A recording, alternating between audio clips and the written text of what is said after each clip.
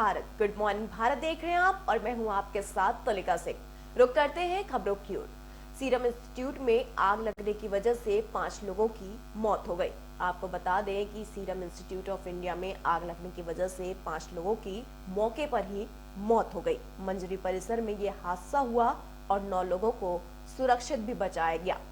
पुणे स्थित serum institute of India के मंजरी परिसर को एक इमारत में गुरुवार को आग लगने से 5 लोगों की मौके पर मौत हो गई। पुणे पुलिस ने यह जानकारी दी है और इस हादसे के बाद सीरम इंस्टीट्यूट ऑफ इंडिया के सीईओ आधार पूनावाला ने कहा कि आग की घटना से कोविशील्ड टीकों के निर्माण को कोई नुकसान नहीं हुआ है। पूनावाला से बात करने के बाद महाराष्ट्र के मुख्यमंत्री उद्धव ठाकरे ने कहा कि जहां बीसीजी के टीके बनाए जा रहे थे उस प्लांट में आग लगी है। आपको बता दें, कोविड-19 के राष्ट्रव्यापी टीकाकरण कार्यक्रम के लिए कोविशील्ड टीके का निर्माण सीरम संस्थान के मंजरी केंद्र में ही किया जा रहा था।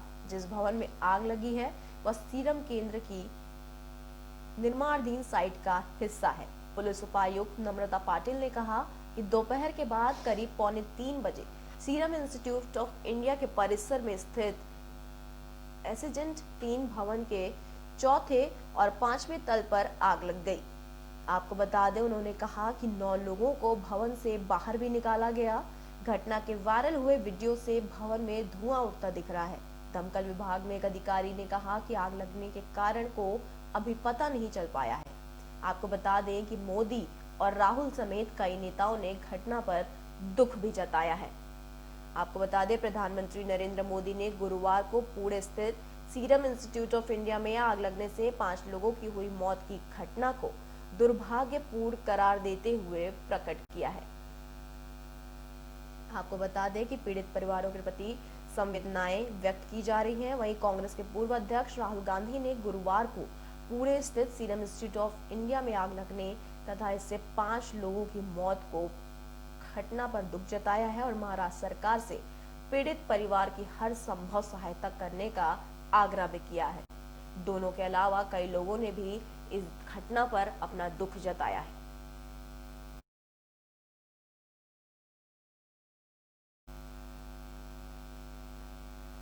बढ़ते हैं अगली खबर की ओर। अगली खबर हमारी, बाइडेन ने ट्रंप की अहम नीतियों को पलट दिया है। आपको बता दें, अमेरिका के राष्ट्रपति जो बाइडेन ने पदभार संभालते ही 15 कार्यकारी आदेशों पर हस्ताक्षर किया, जिनमें से अधिकांश पूर्व राष्ट्रपति डोनाल्ड ट्रंप की अहम विदेश नीतियां और राष्ट्रीय सुरक्षा से संबंधित कुछ फैसलों को पलटने वाले हैं।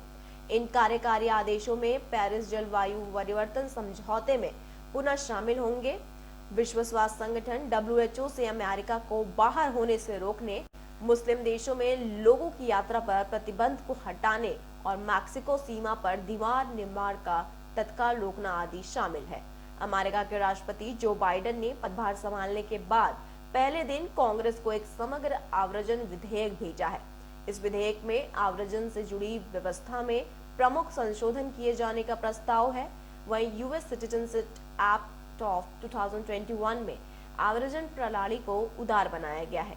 आपको बता दें, अमेरिका के नए राष्ट्रपति के रूप में जो बाइडेन के शपथ ग्रहण करने के कुछ ही मिनट बाद चीन ने उसके हितों को गंभीर नुकसान पहुंचाने वाले कदम उठाने को लेकर अमेरिका के पूर्व विदेश मंत्री माइक पोम्पियो और पूर्ववर्ती ट्रंप प्रशासन से जुड़े 27 अन्य लोगों के प्रतिबंध लागू कर दिए हैं। इसी के साथ बढ़ते अगली खबर की ओर। तीनों कृषि कानून के विरोध में किसान ट्रैक्टर रैली निकालेंगे। आपको बता दें, कानून वापसी पर अड़े किसान ने प्रस्ताव ठुकरा दिया है और इसी के साथ वह ट्रैक्टर रैली निकालेंगे। किसान संगठनों ने गुरुवार को 3 कृषि कानून के क्रियान्वयन को 1.5 साल तक स्थगित रखने और समाधान का रास्ता निकालने के लिए एक समिति गठन संबंधित केंद्र सरकार के प्रस्ताव को खारिज कर दिया है। किसानों ने तीनों कृषि कानून को पूरी तरह रद्द करने और न्यूनतम समर्थन मूल्य की संयुक्त किसान मोर्चा के तत्वाधान में किसान नेताओं ने सरकार के प्रस्ताव पर सिंगू बॉर्डर पर एक मैराथन बैठक की है और अपने फैसले का ऐलान किया है। किसान नेता दर्शनपाल सिंह की ओर से जारी बयान में कहा गया कि संयुक्त किसान मोर्चा की आम सभा में सरकार द्वारा रखे गए प्रस्ताव को स्वीकार कर दिया गया है। उन्होंने कहा कि आम सभा में 3 केंद्रीय कृषि कानून को पूरी तरह रद्द करने और सभी किसानों के लिए सभी फसलों पर लाभदायक न्यूनतम समर्थन मूल्य एमएसपी के लिए एक कानून बनाने की बात है। इस आंदोलन की मुख्य मांगों में रूप में दोहराई जा रही है। वहीं आपको बता दें, संयुक्त किसान मोर्चा ने कहा कि अब तक इस आंदोलन में 147 किसानों की मौत हो चुकी है। आपको बता दें, 3 नए कृषि कानूनों के खिलाफ किसान गणतंत्र दिवस पर ट्रैक्टर रैली निकालेंगे और वो रैली निकालने पर अड़े हुए हैं। इसको लेकर गुरुवार को दिल्ली पुलिस संयुक्त आयोग, उत्तरी रेंज एसएस यादव, पड़ोसी राज्यों में पुलिस अधिकारियों और किसान संगठन के नेताओं के साथ दूसरे चरण की बातचीत सिंघू बॉर्डर के पास मंत्रम रिजॉर्ट में होगी। इसी के साथ बढ़ते अगली खबर की ओर। अगली खबर है, कोरोना के टीके प्रभावशाली हैं, ऐसा कहना है डॉक्टर हर्षवर्धन का। आपको बता दें, केंद्रीय मंत्री हर्षवर्धन ने गुरुवार को कहा कि कोरोना विषाणु संक्रमण टीका लगवाने से लोग संक्रमण से अपना बचाव कर सकेंगे और कुछ समय में यह महामारी जड़ से खत्म हो जाएगी। उन लोगों को आश्वासन दिया गया है कि कोरोना के भारत में उपलब्ध दोनों टीके पूरी तरह से सुरक्षित और प्रभावी हैं। कोरोना टीके की सुरक्षा और प्रभावशीलता को लेकर हर्षवर्धन ने कहा कि जाने माने अस्पतालों के सभी प्रमुख डॉक्टरों ने टीका लगवाया है और इसके वांछित परिणाम में संतुष्ट होकर इसकी प्रशंसा भी की है। लेकिन कुछ मुट्ठी भर निहित राजनीतिक स्वार्थ के लोग ही अफवाह फैलाने को इच्छुक है और वैसे दुष्प्रचार के छलावे में आने वाले हैं। आपको बता दें कि दुष्प्रचार पर रोक के लिए अभियान चलाया जा रहा है। केंद्रीय स्वास्थ्य मंत्री हर्षवर्धन ने सभी से कोरोना टीका के बारे में असत्य और दुष्प्रचार के निहित स्वार्थ के अभियान का मुकाबला करने की अपील की है। उन्होंने जोर देकर कहा कि आइए हम निराधार दुष्प्रचार पर पूर्ण विराम लगाते हैं। उन्होंने कुछ लोगों के बीच टीका लगवाने से संबंधित शंकाओं दूर करने के लिए गुरुवार को आईआईसी सूचना, शिक्षा और संचार के पोस्टर जारी किए। वहीं आपको बता दें, अगले चरण में जनप्रतिनिधियों को कोरोना के टीका लगेंगे। कोरोना विषाणु के खिलाफ चल रहे टीकाकरण अभियान के दूसरे चरण में 50 साल के ऊपर निर्वाचित जनप्रतिनिधियों को टीका लगाए जाने की संभावनाएं हैं। टीकाकरण अभियान के पहले चरण में 3 करोड़ से अधिक स्वास्थ्य कर्मियों को और अग्रिम मोर्चों पर तैनात कर्मियों को टीका लगाया जा रहा है। टीकाकरण दूसरे चरण में 50 साल से ऊपर जनप्रतिनिधियों को लगाया जाएगा। इसी के साथ बढ़ते अगली खबर की ओर। कमला हैरिस का कहना है कि मां के भरोसे ने मुझे इस मुकाम पर पहुंचाया है। आपको बता दें, अमेरिका की पहली महिला उपराष्ट्रपति बनकर इतिहास रचने वाली कमला हैरिस ने कहा कि उनकी मां ने लगातार उन पर अपना भरोसा बनाए रखा है और उनके इस भरोसे ने ही उन्हें इस मुकाम तक पहुंचाया है। उन्होंने अपनी मां को इस बात का भी श्रेय दिया है कि उन्होंने हमेशा अपनी दोनों बेटियों को यह बात याद दिलाई कि भले ही हम पहले हो सकते हैं लेकिन हम आखिरी नहीं होंगे। हैरिस ने अपनी दिवंगत मां श्यामला गोपालन को याद करते हुए कहा कि उन्होंने पूरे करियर के दौरान सैन फ्रांसिस्को में प्रथम महिला डिस्ट्रिक्ट अटॉर्नी से लेकर कैलिफोर्निया के प्रथम महिला अटॉर्नी जनरल के तौर पर सेवा देने तक और अमेरिकी सीनेट में कैलिफोर्निया की प्रथम अश्वेत महिला के तौर पर प्रतिनिधित्व करने तक हमेशा ही अपनी मां की इन बातों को याद रखा। गोपालन एक कैंसर अनुसंधानकर्ता और नागरिक अधिकार कार्यकर्ता थी। हैरिस ने अमेरिका की प्रथम महिला राष्ट्रपति के तौर पर बुधवार को शपथ ग्रहण का इतिहास रच दिया। वह प्रथम महिला, प्रथम श्वेत और प्रथम दक्षिण एशियाई अमेरिका है जो अमेरिका की उपराष्ट्रपति बनी है। हैरिस ने प्रेसिडेंशियल इलेक्टोरल कमेटी के एक आधिकारिक कार्यक्रम में बुधवार को कहा कि मेरी कहानी लाखों अमेरिकी लोगों की कहानी है। मेरी मां श्यामला गोपालन भारत से अमेरिका आई थी। उन्होंने मेरी बहन माया और मेरा लालन पालन अमेरिका लाई थी। उन्होंने मेरी बहन माया और मेरा लालन पालन कर बड़ा किया है। इस बात से अवगत कराया कि यहाँ आकर सपने साकार करने वाले भले ही हम पहले व्यक्ति होंगे लेकिन हम आखिरी व्यक्ति नहीं होंगे। कार्यक्रम को मेजबानी इम्पैक्ट ने की थी, जो एक प्रमुख भारतीय अमेरिकी हिमायती और राजनीतिक कार्य समिति है। मुख्यमंत्री योजना के तहत बनाए गए घरों का आवंटन अब शुरू होगा। आपको बता दें कि मुख्यमंत्री योजना के तहत 9,315 घर बनकर तैयार हो गए और जल्द ही उनका आवंटन शुरू हो जाएगा। झुग्गी वालों को जल्द ही अपने घर का सपना सच होगा। मुख्यमंत्री आवास योजना के तहत दिल्ली में 9,315 नए घर बनकर तैयार हो चुके हैं। गुरुवार को मुख्यमंत्री अरविंद केजरीवाल ने संबंधित विभाग के अधिकारियों को इन भूखंडों के आवंटन की प्रक्रिया को शुरू करने के आदेश दिए हैं। वहीं दिल्ली सरकार ने 43 झुग्गी क्षेत्रों के भूखंड निर्माण की प्रक्रिया भी शुरू करने के आदेश दे दिए हैं। मुख्यमंत्री ने गुरुवार को आवास योजना की समीक्षा की है। उन्होंने कहा कि भूखंडों के आवंटन को लेकर जो भी आवश्यक औपचारिकताएं हैं उन्हें जल्द पूरा किया जाए। उन्होंने शेष भूखंड का निर्माण कार्य भी तय सीमा समय के अंदर पूरा करने के आदेश भी दिए हैं। ये घर A1 चरण के तहत तैयार किए जा रहे हैं। शहरी विकास आश्रय बोर्ड के अधिकारियों ने बताया, योजना के तहत 43 झुग्गी बस्तियों के अभी 28,910 भूखंड बनाए जाने हैं। इसके अतिरिक्त दूसरी एक अलग श्रेणी में 19,060 भूखंडों का निर्माण भी करेगा। इस दिल्ली में भलसवा निर्माण भी होगा। इस दिल्ली में भलसवा जहांगीरी में 14 भूखंड बनाए गए हैं जो 7 जेजे बस्तियों में रहने वाले परिवारों को आवंटित किए जाएंगे। इसी तरह सुल्तानपुरी में 4 झुग्गी बस्तियों के लिए 1,060 भूखंड और बवाना में 3 झुग्गी बस्तियों में रहने वाले परिवारों के लिए 855 भूखंड बनाए गए हैं।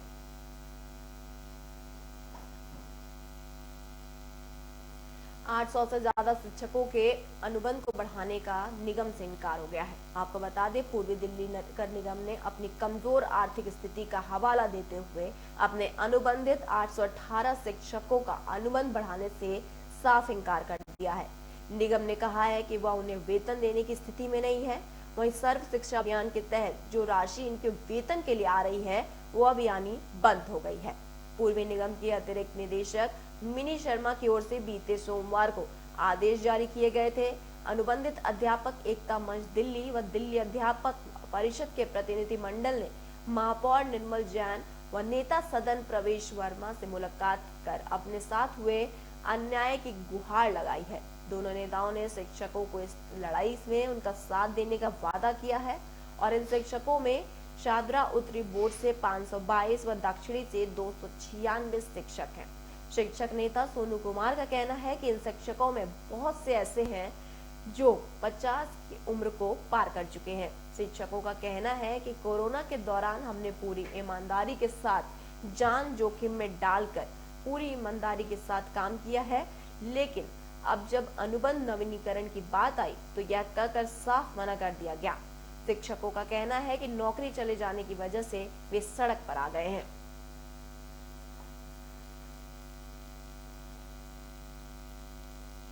गणतंत्र दिवस परेड को लेकर दिशा निर्देश जारी हो गए हैं। दिल्ली यातायात पुलिस ने निर्देश जारी कर दिए हैं। आपको बता दें, 26 जनवरी की तैयारियां और सुरक्षा बंदोबस्त का जायजा लेने के उद्देश्य 23 जनवरी को फुल ड्रेस परेड रिहर्सल किया जाना है।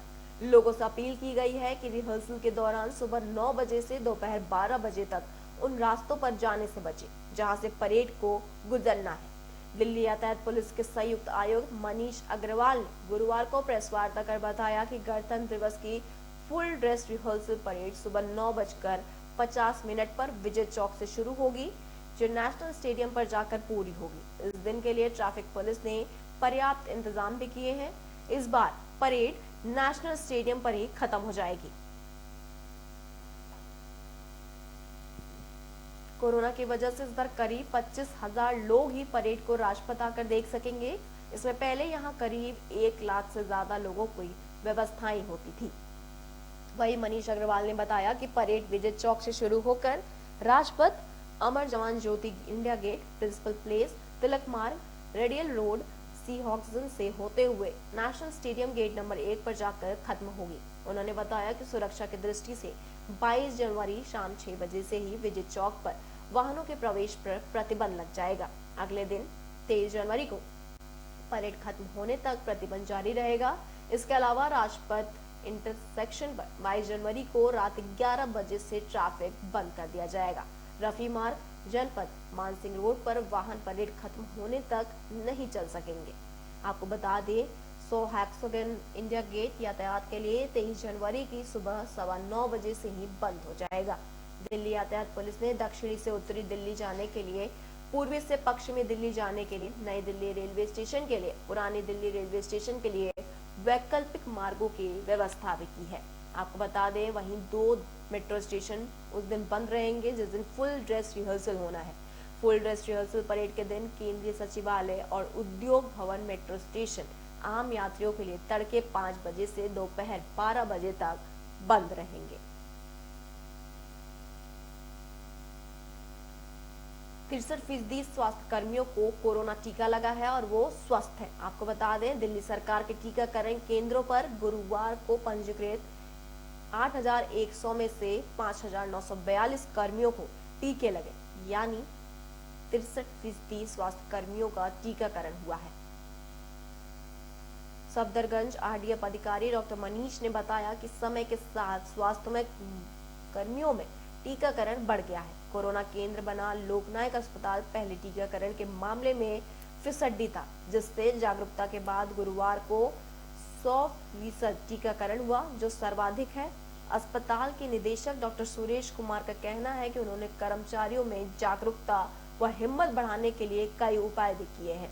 सफदरगंज में गुरुवार को केवल 34 कर्मियों को ही टीका लगाए जा सकेंगे। एम्स में बुधवार को 100 पंजीकृत कर्मियों में केवल 65 ही टीका लगवाने पहुंचे। यहाँ पहले दूसरे दिन टीकाकरण का रुझान ठीक नहीं आया था। राम मनोहर लोहिया अस्पताल में 16 जनवरी को केवल 30 कर्मियों ने ही टीका लगवाया। वहीं यहाँ के 3 डॉक्टर राजीव सूद सहित अन्य वरिष्ठ चिकित्सकों के आगे बढ़कर खुद टीका लगवाने से स्वास्थ्य कर्मियों में भरोसा बढ़ रहा है। आपको बता दें, 17 जनवरी को करीब 59 कर्मचारियों ने टीका लगवाया है। यह संख्या समय के साथ बढ़ रहा है और डॉक्टर सूद का कहना है कुछ महीने पहले खुद कोरोना संक्रमित भी हो चुके हैं। उन्हें प्लाज्मा थेरेपी भी दी गई थी। उन्होंने कहा कि टीका लगाने के बाद उनको अभी तक कोई भी परेशानी नहीं हुई है। उन्होंने बताया कि कोरोना टीके का प्रभाव को लेकर अभी तक के नतीजे उत्साहजनक है। दिल्ली मेडिकल काउंसिलिंग डीएमसी भी टीकाकरण को लेकर जागरूकता बढ़ाने की कोशिश कर रही है। वहीं आपको बता दें, कोरोना से 8 मौतें हो चुकी हैं और 227 नए मामले सामने आए हैं।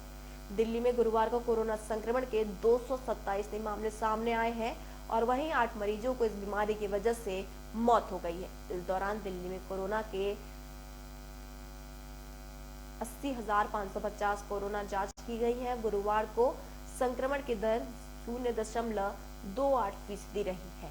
आपको बता दें, समय दिल्ली में 2,120 सक्रिय मरीज हैं और 864 मरीजों का इलाज चल रहा है।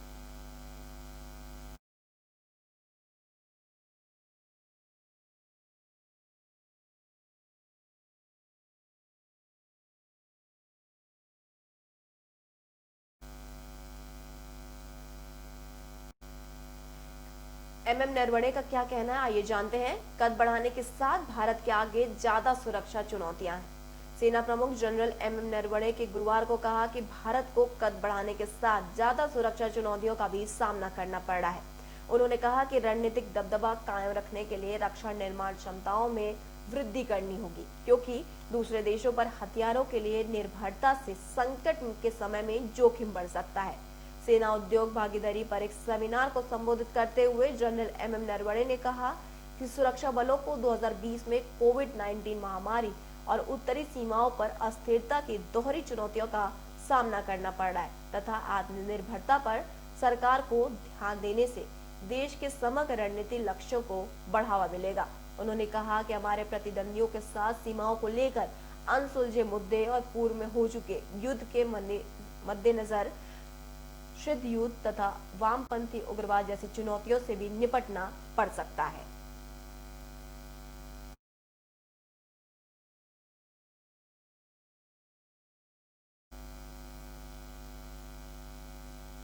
सीडब्ल्यूसी की बैठक है आज और नए अध्यक्ष पद की संभावनाएं सामने आ रही हैं। आपको बता दें कि कांग्रेस शुक्रवार को अपनी शीर्ष नीति निर्धारण इकाई कांग्रेस कार्य समिति सीडब्ल्यूसी की बैठक करने जा रही है, जिसमें पार्टी के नए अध्यक्ष के चुनाव को लेकर स्थिति स्पष्ट होने की संभावनाएं हैं। सीडब्ल्यूसी की यह डिजिटल बैठक शुक्रवार को सुबह 10:30 बजे शुरू होगी। सूत्रों ने बताया कि इस बैठक में नए अध्यक्ष के चुनाव के साथ साथ किसान आंदोलन और कुछ अन्य मुद्दों माना जा रहा है कि इस बैठक में अध्यक्ष के चुनाव को हरी झंडी दी जा सकती है और चुनाव तिथि का ऐलान भी हो सकता है। आपको बता दें कि पिछले लोकसभा चुनाव में कांग्रेस की हार के बाद राहुल गांधी ने अध्यक्ष पद से इस्तीफा दे दिया था।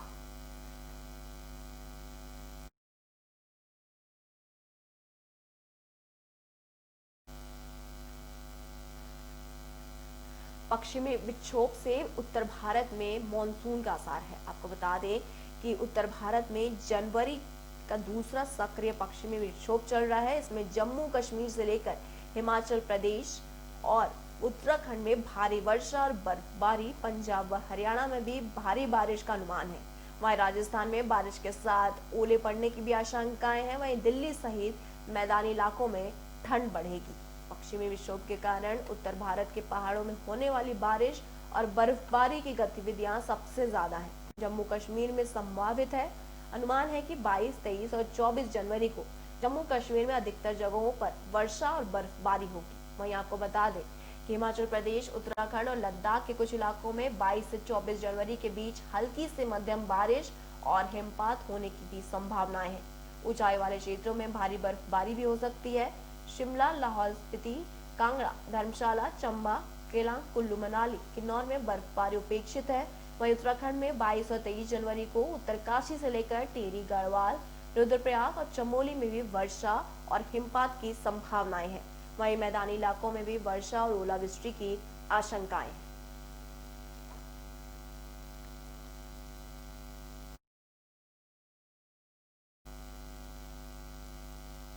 इसी के साथ गुड मॉर्निंग भारत में इतना ही। देश और दुनिया की तमाम खबरों के लिए देखते रहिए AB स्टार न्यूज। नमस्कार।